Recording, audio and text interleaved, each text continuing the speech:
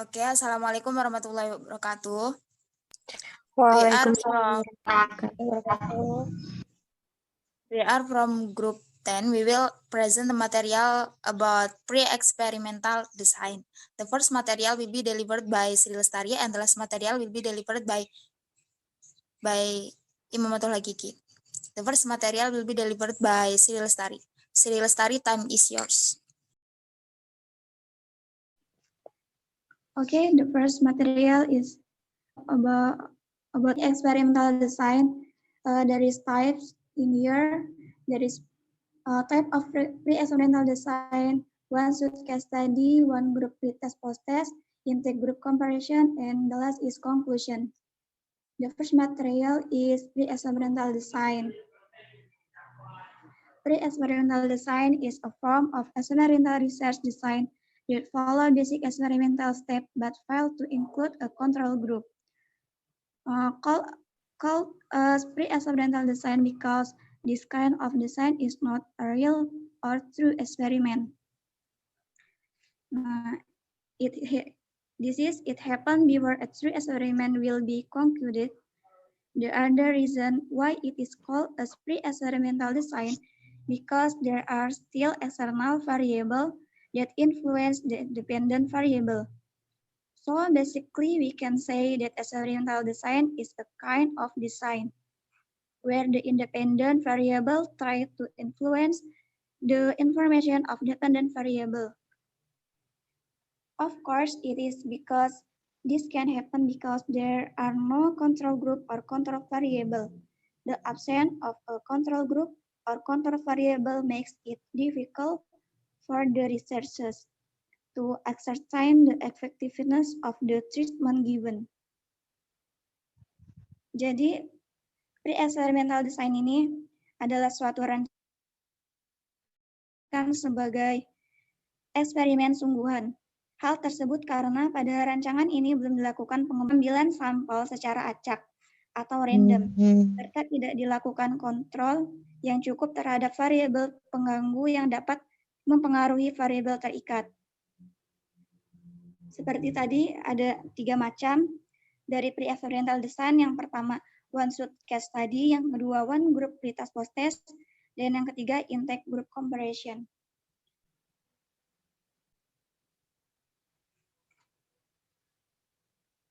Okay, now one suit case study.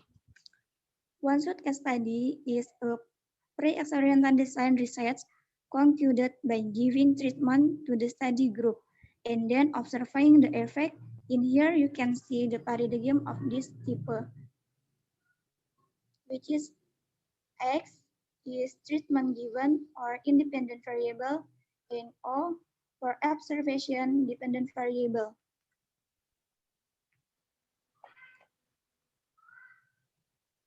The example is the effect of an air-conditioned classroom, or X, on studying learning recent tense. There is a group of students who use an AC room. Then their learning endurance is measured. The effect of AC classroom on learning endurance is measured by comparing the endurance before using the AC with learning resistance after using the AC classroom. For example, before using an AC classroom, learning resistance every day is 4 hours. After using the AC, learning resistance become 6 hours. So the effect of AC classroom observed student learning resistance is 6 minus 4. Which is 2 hours. And the next material will be delivered by Imamatul Hakiki.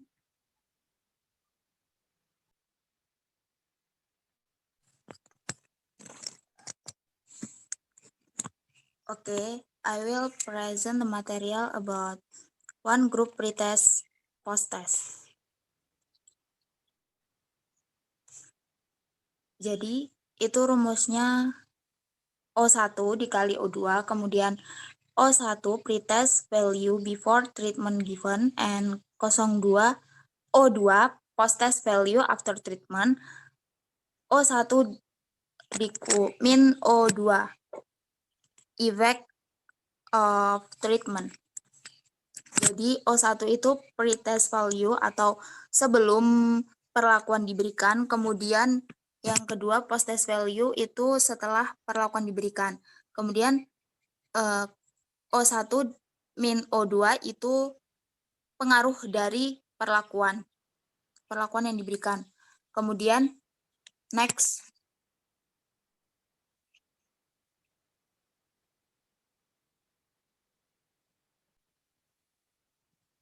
Example, the effect of application of inquiry learning model on understanding of mathematical concept.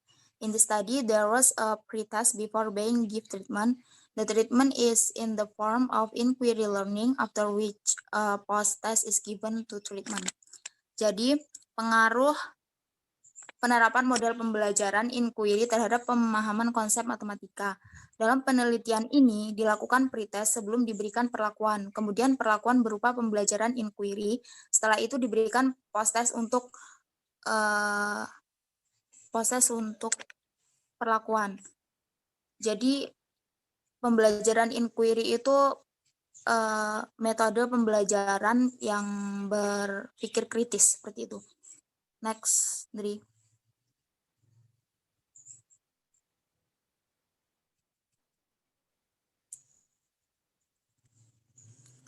Kemudian intake group comparison. Jadi intake group comparison itu yaitu penelitian variabel dengan membagi dua kelompok, yaitu kelompok eksperimen dan kelompok kontrol. Rancangan tersebut merupakan salah satu desain penelitian yang termasuk dalam jenis penelitian pre-eksperimen dengan observasi yang dilakukan sebanyak 2 kali, yaitu sebelum eksperimen yang disebut dengan pretest dan setelah eksperimen yang disebut dengan post-test. This type paradigm can be seen and described as follows: X, kemudian O1, O2. O1 itu the result of measurement of half of the treated group. Jadi paradigma jenis ini bisa dilihat dan digambarkan yaitu sebagai berikut. Yang O1 itu hasil pengukuran separuh kelompok perlakuan, kemudian O2 hasil pengukuran untuk setengah dari kelompok yang tidak diberi perlakuan, kemudian efek perlakuannya adalah O1 min O2. Jadi paradigma tersebut dapat dibaca bahwa O1 adalah kelompok eksperimen, sedangkan O2 adalah kelompok kontrol. Next, Dri.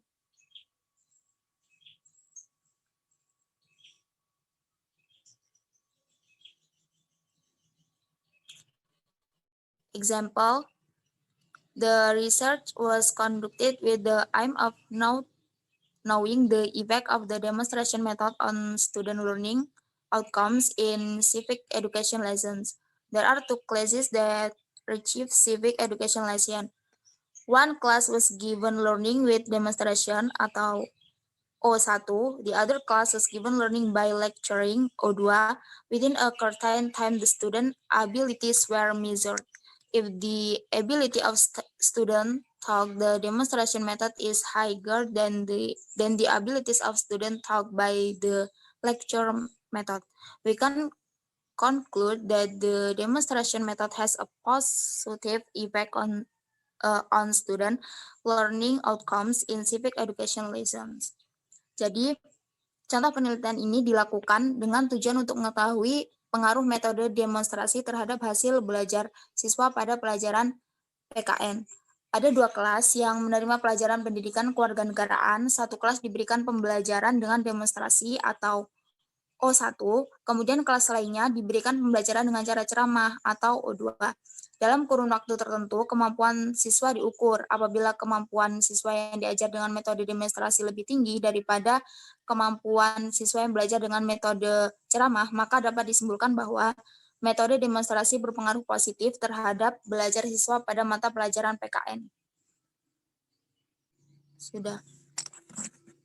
Jadi itu saja yang bisa saya jelaskan.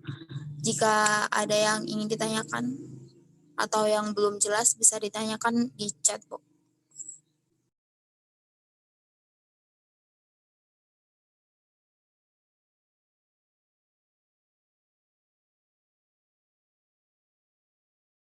Oke, mungkin sembari pertanyaan kita bisa on cam untuk screenshot ya.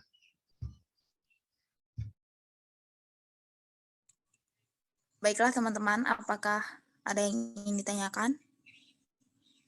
Apa ada yang ingin bertanya atau yang kurang jelas?